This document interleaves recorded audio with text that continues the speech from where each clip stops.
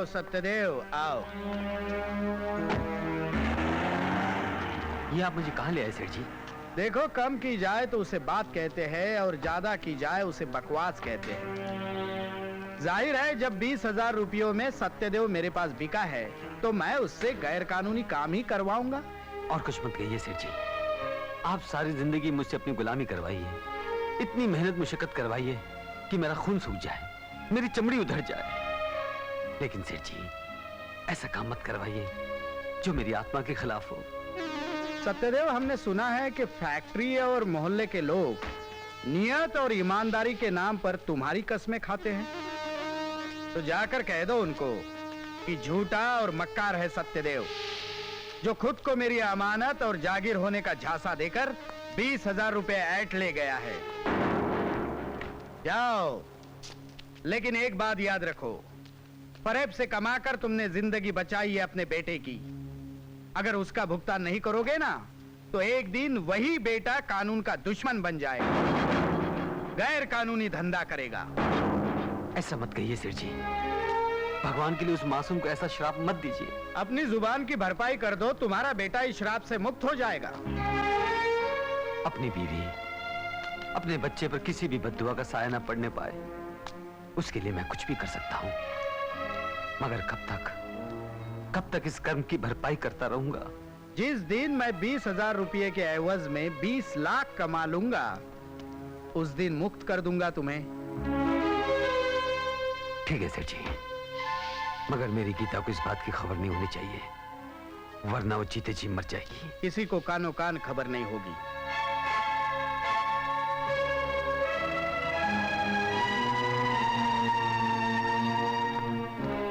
शेषनाग जी, समझ में नहीं आ रहा है कि आप इससे बदला ले रहे हैं या अपने गिरोह में शामिल कर रहे हैं। नहीं शिवा, नहीं। कल ये अपनी जिंदगी की पहली और आखिरी हेराफेरी करेगा जिसकी खबर भी पुलिस को हम ही देंगे। हमारा थोड़ा सा माल पकड़ा जाएगा, लेकिन सत्य का पुजारी सत्यदेव सलाखों के पीछे, और इसी के साथ ही तुम्हारे भाई के मौत का बदला पूरा हो जाएगा, समझे?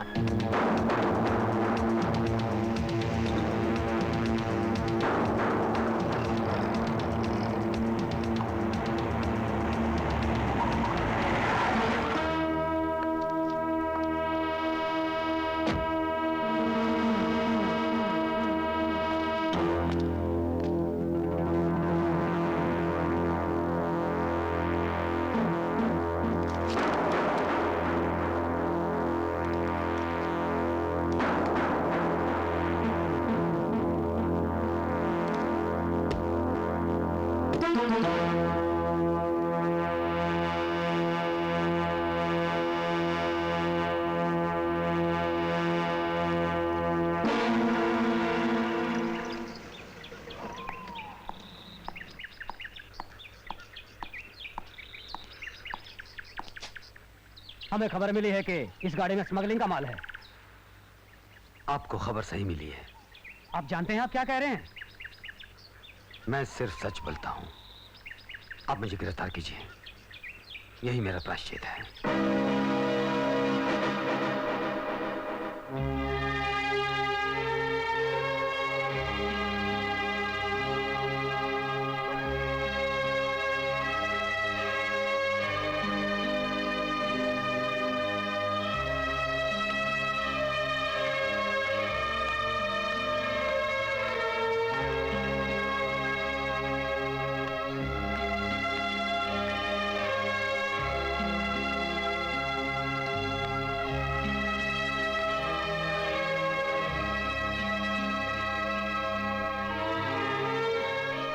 सब कुछ तोड़ दिया तुमने, सब कुछ टूटकर बिखर गया।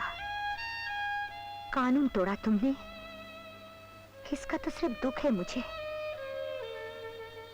मगर सत्य का देवता सत्यदेव टूट गया।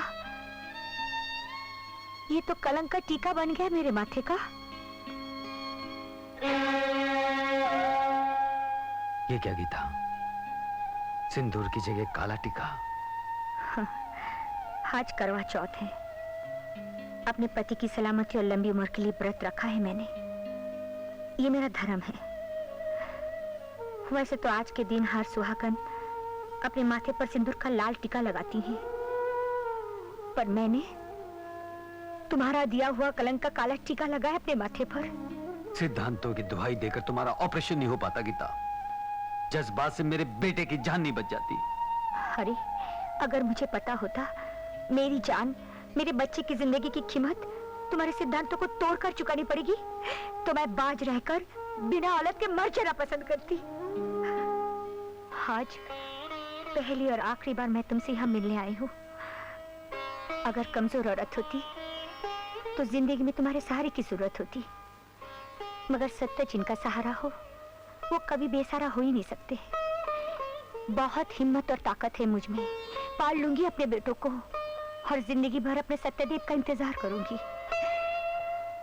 और जब तक मेरा सत्यदेव वापस नहीं आता, मैं अपने माथे पर काला टीका ही लगाऊंगी और अपने बच्चों को कभी इस आदमी का नाम नहीं बताऊंगी।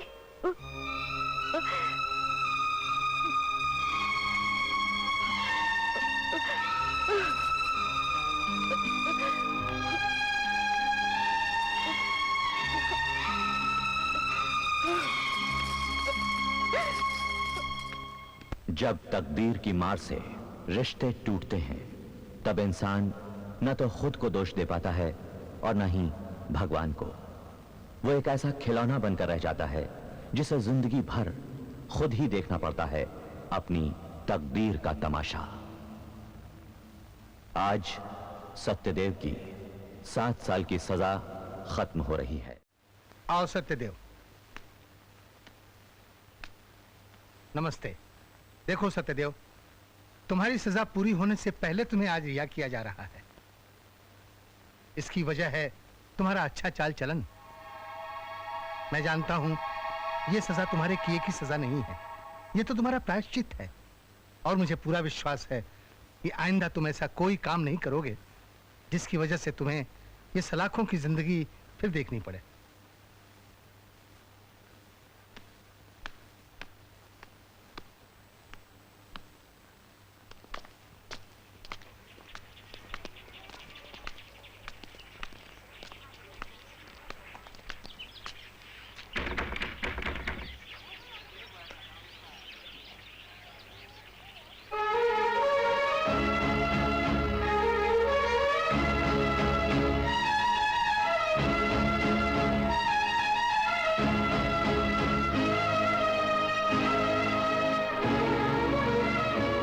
सत्यदेव भैया।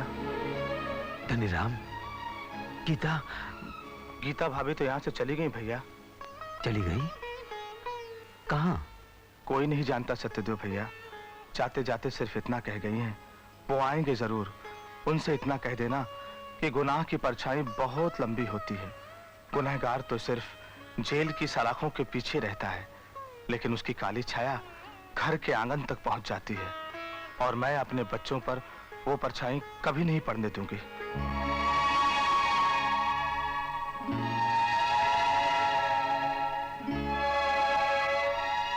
कहाँ जा रहे हो सत्यदेव भैया?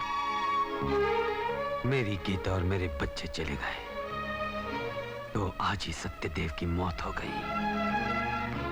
देखो अब अगला जन्म किस रूप में होता है।